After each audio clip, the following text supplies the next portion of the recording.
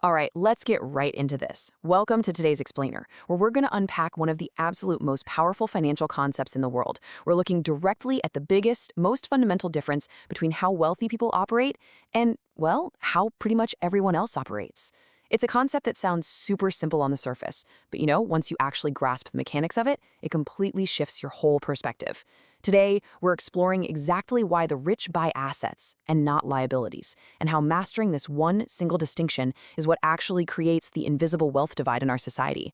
Look, there is a sharp, totally undeniable contrast in how money is deployed day to day. The vast majority of people, they operate with a consumer mindset. They just buy things. They get a paycheck and they trade that hard-earned cash for static objects and fleeting experiences. And honestly, that's a path that inevitably leads to a treadmill of consumption and endless unpaid bills. But the wealthy? They approach this entirely differently. They confidently walk through a totally different door, using their resources to acquire assets. They aren't just buying objects to look rich, they're buying literal engines of income that go out into the market and bring even more resources back to them. Wealth really isn't about the sheer volume of stuff you can pile up. It's completely about acquiring systems that multiply your initial effort. Section 1. What is an asset? The key to wealth generation. So, an asset is, quite simply, something that puts money into your pocket. Just let that incredibly straightforward but profound definition sink in for a second.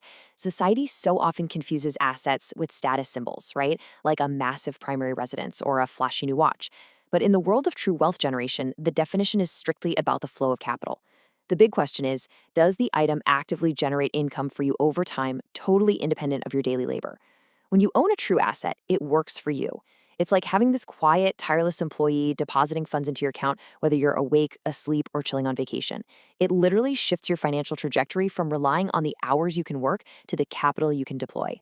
To put that into perspective, putting money in your pocket actually looks like things like stocks paying consistent dividends, rental properties bringing in monthly cash flow, or profitable online business generating round-the-clock sales. These aren't just static purchases, guys. They're dynamic investments. When you acquire these, you're essentially buying a system that continuously feeds your savings, driving your whole financial portfolio upward without needing your constant active labor. It's basically the concept of compounding interest brought to life. You purchase the asset once, and it pays you indefinitely. You're creating this amazing, powerful feedback loop where your money is literally out there working to make you more money.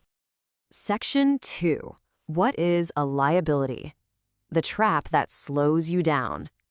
Now, in stark contrast, a liability is something that takes money out of your pocket. And we're not just talking about a one-time sunk cost here. This is an ongoing, relentless drain on your personal resources.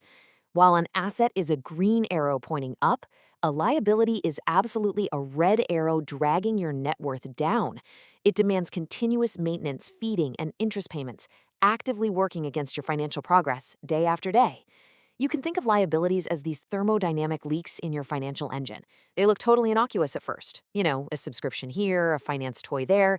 But collectively, they bleed your capital dry and force you to keep trading your time for money just to maintain your baseline.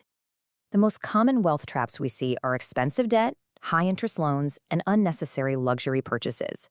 Sure, that luxury sports car or those towering credit card bills might give you a temporary dopamine hit, and yeah, they look fantastic in traffic, but they are ultimately financial anchors. When you tie your capital up in high-interest debt just to look wealthy, you're actively sabotaging your path to actually being wealthy.